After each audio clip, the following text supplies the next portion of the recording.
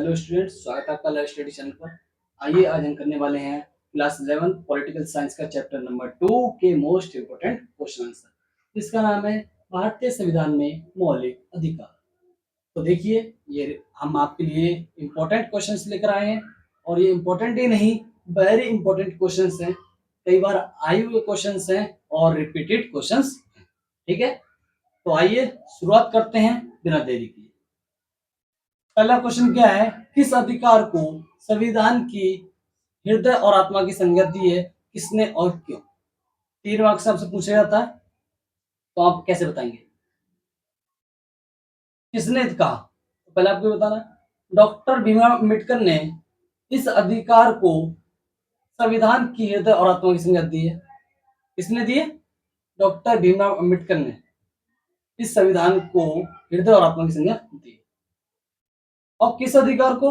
संवैधानिक उपचार के अधिकार को डॉक्टर भीमराव अंबेडकर ने संविधान की हृदय और आत्मा की संज्ञा दी है। अब पूछा जाता है क्यों? आपने बता दिया किसने दिया, बता दिया। किस अधिकार को दिया? संवैधानिक संवैधानिक उपचार के अधिकार को। किसने दिया? डॉक्टर भीमराव अंबेडकर ने। क्यों दिया? ये बहुत इंपॉर्टेंट। ठीक है, क्यों दिया?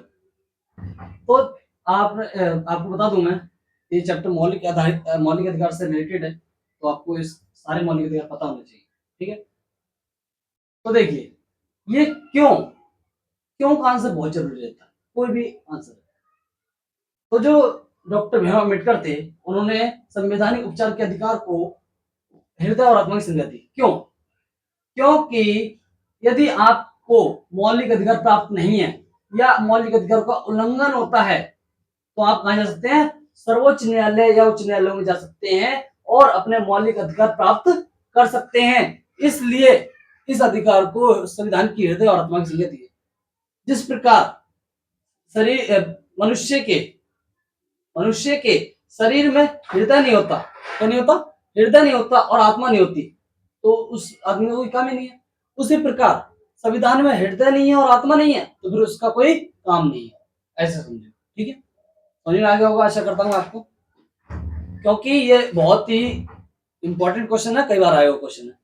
संवैधानिक उपचार के अधिकार को हम कहते हैं, डॉक्टर भीमराव अम्बेडकर ने इस अधिकार को हृदय और आत्मा की संज्ञा दी है। यदि आपका किसी भी मौलिक अधिकार का उल्लंघन होता है, यदि आपको मौलिक अधिकार प्राप्त नहीं है, तो सर्वोच्च न्यायालय और उच्च न्यायालय में जा सकते हैं। इसमें आप लिखेंगे और आपको 3 मार्क्स मिल जाएंगे। सेकंड क्वेश्चन क्या है, मौलिक अधिकार और नीति निर्देशक तत्वों में अंतर। ये 2 मार्क्स में आता है, मोस्ट इंपोर्टेंट है। तो मौलिक अधिकार क्या है और नीति निर्देशक तत्व क्या है, इनमें अंतर बताना है आपको। 2 मार्क्स का है। तो जो मौलिक अधिकार आप लिख सकते हैं, ये न्याय संगत है। मतलब यदि आप उल्लंघन होता है इनका, तो आप न्यायालय में जा सकते हैं। और जो नीति निर्देशक तत्व है, ये न्याय संगत नहीं है। यदि आपको इनका उल्लंघन होता है, तो आप ये न्यायालय में नहीं जा सकते। तो पहला पॉइंट आप लिखेंगे, मौलिक अधिकार न्याय संगत है और नीति निर्देशक तत्व न्याय संगत नहीं। पहला पॉइंट। दूसरा पॉइंट क्या लिखेंगे, ये व्यक्ति के अधिकारों की रक्षा करते हैं। ये क्या करते हैं? व्यक्ति के अधिकारों की रक्षा करते हैं। यदि व्यक्तियों को अधिकार प्राप्त नहीं है, तो ये क्या करेंगे? मौलिक अधिकार उन्हें अधिकार प्राप्त कराएंगे। ठीक है, और नीति निर्देशक तत्व क्या है? ये ऐसे तत्व हैं जो समाज के लिए आवश्यक है। ये व्यक्ति के अधिकार की रक्षा करते हैं, उसी प्रकार ये क्या करते हैं? समाज की रक्षा करते हैं। समाज की रक्षा के लिए नीति निर्देशक तत्व बनाएंगे। ये 2 पॉइंट आप लिख देंगे तो आपको 2 मार्क्स पूरे मिलेंगे। क्वेश्चन नंबर 3 देखिए, नीति निर्देशक तत्व क्या है? इनकी 3 प्रमुख विशेषताएं, मोस्ट इंपोर्टेंट भाई। 3 विशेषता बतानी है और बताना क्या है। मैं आपको बता दूं, मौलिक अधिकारों के अलावा बच्चे कानून या अधिकार उन्हें क्या कहते हैं? हम नीति निर्देशक तत्व कहते हैं। क्या कहते हैं? नीति निर्देशक तत्व। मौलिक अधिकारों के अलावा व्यक्ति को चाहिए कुछ अधिकार, जिन्हें नीति निर्देशक तत्व कहते हैं। इनकी 3 प्रमुख विशेषताएं बताइए। तो आपको 3 विशेषताएं बतानी है, जो लिखी हुई है आप कॉपी में, बुक में, सपोर्ट। ठीक है, कौन कौन सी हैं? ये वे लक्ष्य और उद्देश्य हैं जो एक समाज के रूप में स्वीकार करने चाहिए। ये वो लक्ष्य हैं और उद्देश्य हैं जो एक समाज के रूप में स्वीकार करने चाहिए। ये वे अधिकार हैं जो मौलिक अधिकारों के अलावा मिलने चाहिए लोगों को। ये वे नीतियां हैं जो सरकार को स्वीकार करनी चाहिए, जो सरकार स्वीकार नहीं करती। तो ये 3 विशेषताएं हैं इसकी, तो आपको बता देना। मैं आपसे एक आशा करता हूं आपको ये क्वेश्चन समझ में आ रहे होंगे, और मैं आपको बार बार बता दूं ये क्वेश्चन बहुत इंपॉर्टेंट है, इसलिए ध्यान दीजिए, नोट कर लीजिए, ताकि आपको किसी प्रकार की समस्या ना हो और एग्जाम में अच्छे से अच्छे नंबर आप प्राप्त कर सकें। यदि आपको इंपॉर्टेंट क्वेश्चंस लगते हैं तो एक लाइक, एक शेयर, एक सब्सक्राइब जरूर कीजिए, क्योंकि आप मगन हो जाते हैं वीडियो देखने में, क्वेश्चन उतारने में, तो आप भूल जाते हैं। ठीक है, तो चौथा प्रश्न देखिए क्या है। भारतीय संविधान में मौलिक अधिकार का वर्णन करें। 6 मार्क्स में, बहुत इंपॉर्टेंट, सबसे इंपॉर्टेंट है भाई क्वेश्चन नंबर 4। भारतीय संविधान में मौलिक अधिकार का वर्णन करें। तो इसमें आपको सबसे पहले बता देना मौलिक अधिकार कितने हैं आपके। 6 मौलिक अधिकार है। कौन कौन से? स्वतंत्रता का अधिकार, समानता का अधिकार, शोषण के विरुद्ध अधिकार, सांस्कृतिक और शैक्षिक अधिकार, धार्मिक स्वतंत्रता का अधिकार, संवैधानिक उपचारों का अधिकार। समझे आप? इनके बारे में आप पहले सबसे एक लिखेंगे, उसके बाद में एक एक लाइन लिख देंगे। जैसे ऐसे लिखना है आपको, स्वतंत्रता का अधिकार, दूसरा लिखेंगे समानता का अधिकार, इस प्रकार लिख देंगे आप। फिर लिखेंगे शोषण के विरुद्ध अधिकार,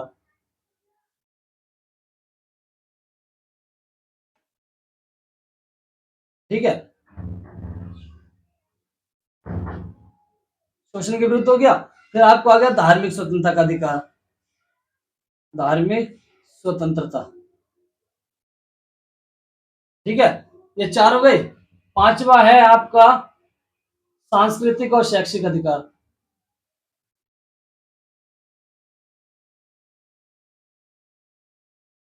शैक्षिक मतलब शिक्षा प्राप्त करने का अधिकार, ठीक है।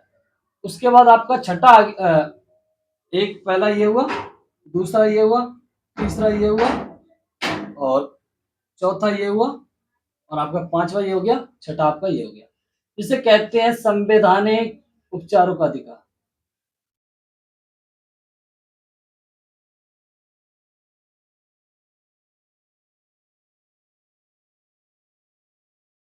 ये उत्तर नंबर 4 है, ठीक है, विशेष ध्यान देंगे इस पर। स्वतंत्रता का अधिकार, समानता का अधिकार, शोषण के विरुद्ध अधिकार और धार्मिक स्वतंत्रता का अधिकार, सांस्कृतिक और शैक्षिक अधिकार, संवैधानिक उपचारों का अधिकार। ये 6 अधिकार है आपके। पहले आप इन्हें लिख देंगे, फिर उसके बाद में इनका क्या करेंगे, वर्णन करेंगे। कैसे वर्णन करेंगे? स्वतंत्रता का अधिकार, सभी व्यक्ति को स्वतंत्रता प्राप्त है, किसी भी भारत के किसी भी देश, भारत के किसी भी राज्य में आने जाने की स्वतंत्रता, कार्य, किसी भी कार्य करने की स्वतंत्रता, ये के स्वतंत्रता के अंतर्गत आता है। इस प्रकार आप पॉइंट बनाकर इनके आंसर लिख देंगे, आपको पूरे नंबर मिलेंगे। समानता का अधिकार कैसे लिखेंगे भाई? किसी भी व्यक्ति के जाति, लिंग, आधार पर आप क्या नहीं कर सकते, भेदभाव नहीं कर सकते, सभी को क्या है, समान अधिकार है। इस प्रकार आप ये लिख सकते हैं। शोषण के विरुद्ध अधिकार क्या है, इसके बारे में पहले आप ये लिख देंगे, फिर उसके बारे में इसको एक्सप्लेन कर देंगे विस्तृत रूप से। कैसे? शोषण के विरुद्ध अधिकार, 14 साल से कम उम्र के बच्चे से कार्य नहीं कराया जा सकता, या मजदूरों को सरकार द्वारा निर्धारित न्यूनतम मजदूरी से कम नहीं दी जा सकती। यदि दी जा सकती है तो मौलिक अधिकार का उल्लंघन है, और वो व्यक्ति सर्वोच्च न्यायालय या उच्च न्यायालय में जाएगा और उस अधिकार को प्राप्त करेगा और वो पैसे प्राप्त कर लेगा। तो पहले आपको नहीं लिखना है, फिर इनके बारे में विस्तार से बता देना। जैसे धार्मिक स्वतंत्रता का अधिकार आपने ये लिख दिया, तो इसके आगे क्या लिखेंगे आप? सभी व्यक्तियों को अपने धर्म अपनाने की स्वतंत्रता है भारत जैसे देश में, ठीक है, ये लिख दिया। 5वां लिखेंगे सांस्कृतिक और शैक्षिक अधिकार, सभी व्यक्तियों को शिक्षा प्राप्त करने का अधिकार है, अपनी संस्कृति मानने का अधिकार है। इस प्रकार आप इन्हें एक्सप्लेन करेंगे। छठा करेंगे संवैधानिक उपचारों का अधिकार, जो मोस्ट इंपोर्टेंट था, जो ऊपर बताया गया था। इसका क्या अधिकार है? यदि इन मौलिक अधिकारों में से किसी भी मौलिक अधिकार का उल्लंघन होता है तो आप सर्वोच्च न्यायालय या उच्च न्यायालय में जा सकते हैं, और इस अधिकार के द्वारा आप सभी अधिकारों को प्राप्त कर सकते हैं, ठीक है। तो यही है कि आपको पहले बताना है, फिर इनका वर्णन करना। मैंने आपको बता दिया है, आपको किसी कोई समस्या उत्पन्न नहीं होगी। एक शेयर कीजिए, एक लाइक कीजिए, ठीक है। और प्रश्न नंबर 5, बंदी प्रत्यक्षीकरण क्या है? मैं आपको बता दूं बंदी प्रत्यक्षीकरण क्या है। देखिए, नाम से ही पता चल रहा है, बंदी प्रत्यक्षीकरण बंदी का मतलब होता है गिरफ्तार करना।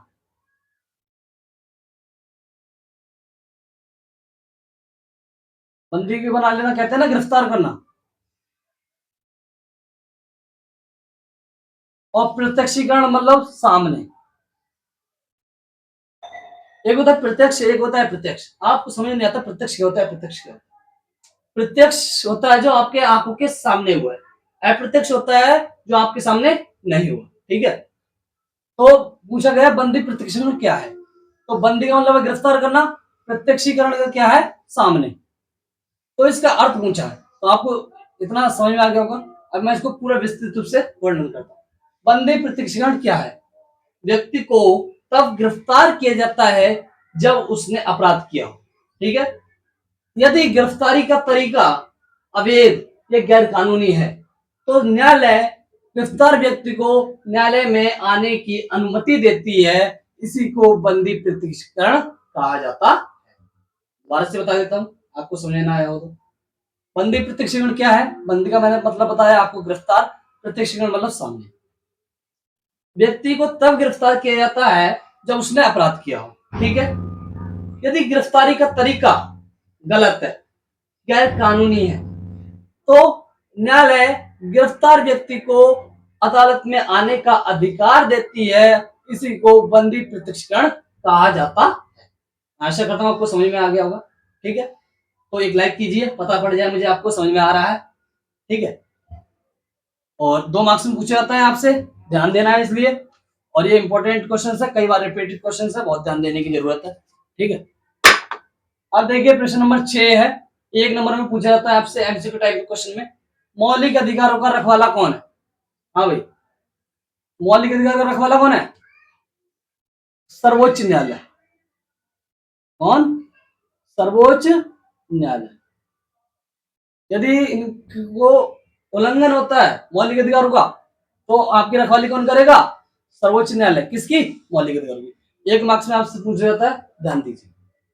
अब उसके बाद आता है मौलिक अधिकार के 2 मैथ, 2 नंबर में 2 मैथ पूछे आपसे मौलिक अधिकार के।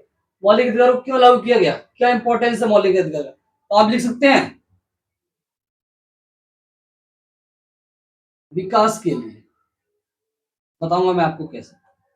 देखिए मौलिक अधिकार क्यों लागू किए गए हैं, इनका इंपॉर्टेंस क्या है।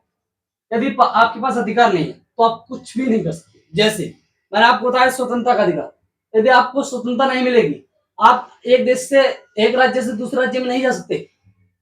तो आपको काम, आपको मान लो यार काम नहीं चल रहा और तो आप दूसरे राज्य में जाओगे, अगर भाभी आपको जाने की अनुमति नहीं तो आप काम ही नहीं कर पाओगे। मैंने आपको बताया समानता, यदि आपको नीची जाति का ही बना के रखा जाएगा, समानता आपको नहीं दी जाएगी, आप नीची जाति के हो तो आपको समानता नहीं दी जाएगी, आपको कुछ भी नहीं मिलेगा। इसलिए विकास करेगा, समानता दी नहीं जाएगी, आपको नीचे बना के रखा जाएगा और आप नीची जाति के हो, आप कुछ भी नहीं कर सकते। इसलिए समानता बहुत जरूरी है, इसलिए मौलिक अधिकार लागू किए गए। और उसके बाद शोषण के विरुद्ध अधिकार, यदि यह अधिकार ना होता लोगों के पास तो फिर लोग क्या करते, मजदूरों को कम दाढ़ी देते, कम दाढ़ी देते, तो विकास कैसे होता, विकास नहीं होता, हो जाता।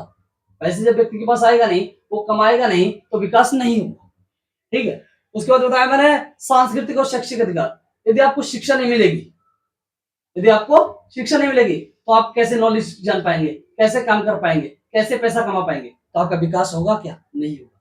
इसलिए ये मौलिक अधिकार इसलिए लागू किए गए हैं, विकास के लिए। ठीक है। उसके बाद धर्म अपनाने की स्वतंत्रता, आप कोई सा भी धर्म अपना सकते हो। ठीक है। तो ये इसका मुख्य उद्देश्य क्या है, विकास के लिए। दूसरा क्या है, भारत लोकतंत्र के आधार पर।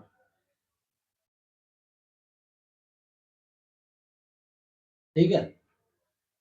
जो मौलिक अधिकार हैं तो ये लोकतंत्र के आधार पर लागू हुए हैं, तो इन्हें बहुत जरूरी है, ये होने चाहिए। आशा करता हूँ आपको अच्छे लगे होंगे क्वेश्चंस, नोट कर लिए होंगे आपने, आपको समझ में आया होगा। मैं आशा करता हूँ आपको बहुत अच्छे समझ में आया होगा, क्वेश्चन इंपॉर्टेंट लगे होंगे, आपने लाइक भी कर दिया होगा। यदि आप भूल गए हैं तो एक लाइक कीजिए, एक सब्सक्राइब कीजिए और एक शेयर कीजिए। Thank you for watching.